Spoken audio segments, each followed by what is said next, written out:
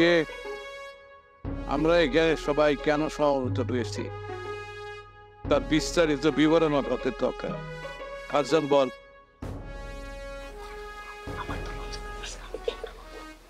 হ্যাঁ, ঠিক আছে ঠিক আছে ঠিক আছে। যেহেতু এই বিষয়টার সাথে কাঞ্চন জড়িত, তাই সে কিছু বলতে মানে লজ্জা পাইতেছে, মানে শরম পাইতেছে। যাই হোক, আমি বলি, আমাদের এই গ্রামে একটা অনাকাঙ্ক্ষিত ঘটনা ঘটেছে।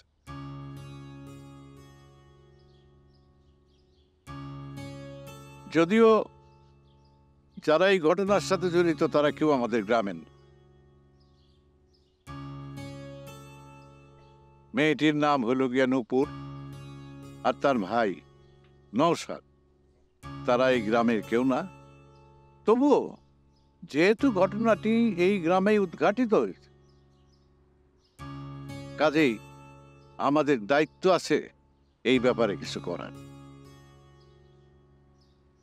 তো মেয়েটির কে আজকে দুর্গা মারার কথা ছিল, কিন্তু গত রাত্রে মেয়েটি আমার হাতে পায়ে ধরে একটা কথাই বলেছে, তার ভাইয়ের যাতে কোনো অপমান না হয়। 250-টিরও বেশি ডিজাইন অপশন নিয়ে ওয়ালটন স্মার্ট ফ্রিজ, বোঝে আপনার প্রয়োজন।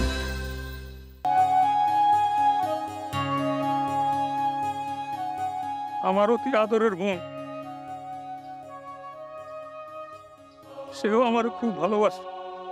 বাহ, ভালো কথা। বোন তো ভাইরে ভালোবাসবি, এটা খুবই যুক্তির কথা। কিন্তু আমি চিন্তা করে দেখেছি যে মেয়েটি গর্ভবতী কি গর্ভবতী না, এটার কোনো প্রমাণ পাওয়া যায়, কিন্তু তার গায়ে কিন্তু কলঙ্ক লেগে গেছে।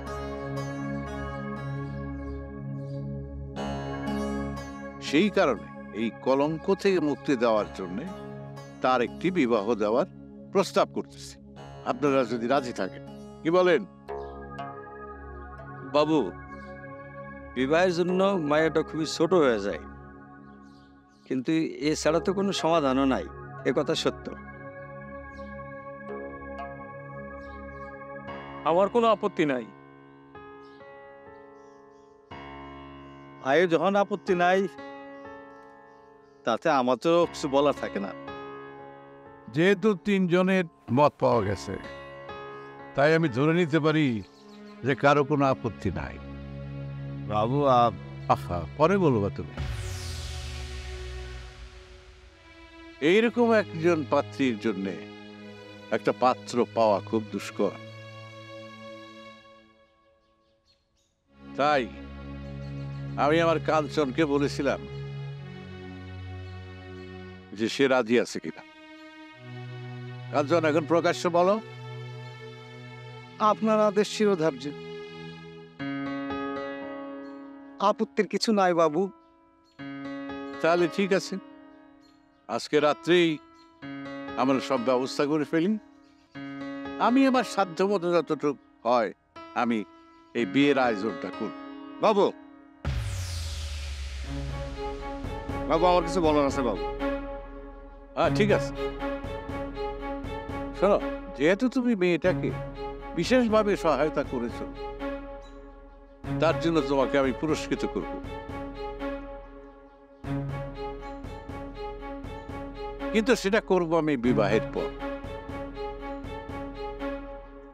আজকের মতো সভা শেষ, আপনারা বিয়ের আসরে আসবেন।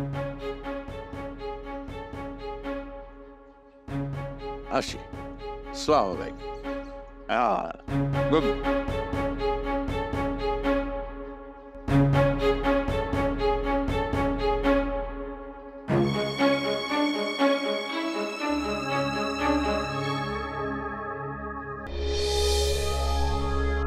দাদা, এই বিয়াটা মাইনা নেওয়া কিন্তু আপনাদের উচিত হইতেছে না।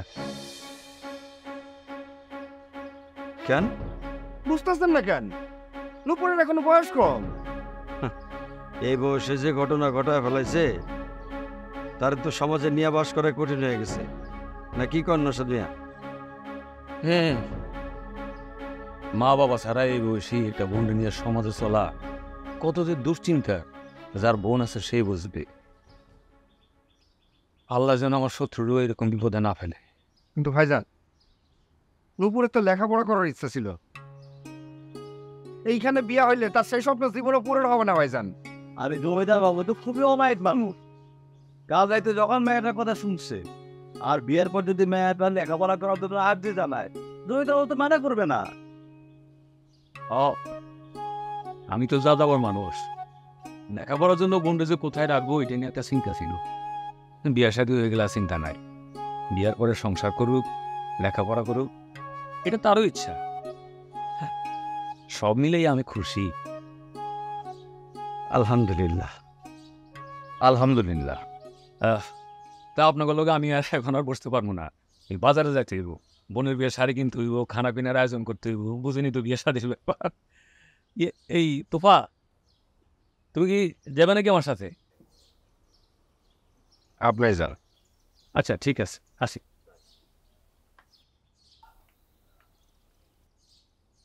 আজিম ভাই, আজকে যদি আমার ফুল থাকতো তাইলে তোফার মনটা ভালো থাকতো, আর রূপা তোফা ফুল মিলায় এই বিয়াতে খুবই আনন্দ করতে পারতো। এখানে মজা করার আর কি আছে গঞ্জাজা? একটা মেয়ে বারবার করে কইতাছে তার শরীরে যে পরীক্ষাটা করা হয়েছে সেটা সত্য না, সেই সত্যটা যাচাই না কইরাই সবাই মিলে বিয়াতে রাজি হয়ে গেল। বাহ, এটা তো ঠিক হইল না চাচা। আরে নূপুরে 2 জায়গায় রূপা নিয়ে টেস্ট করাইছে, একই রিপোর্ট আসে। বিয়া না হইতে ওইটা গেল যে মেয়েটা সন্তান সম্ভাবনা। এই সময় তার কোনো সমাধান ছিল না। জমিদার বাবু যা করছে ভালো করছে, আমাদের একটা সমাজ আছে, ঘরের সমস্ত মাই আছে। জমিদার বাবু যা সিদ্ধান্ত নিছে বিবেচনা সঠিকই আছে। জি, সঠিকই আছে। আসসালামু আলাইকুম। আচ্ছা।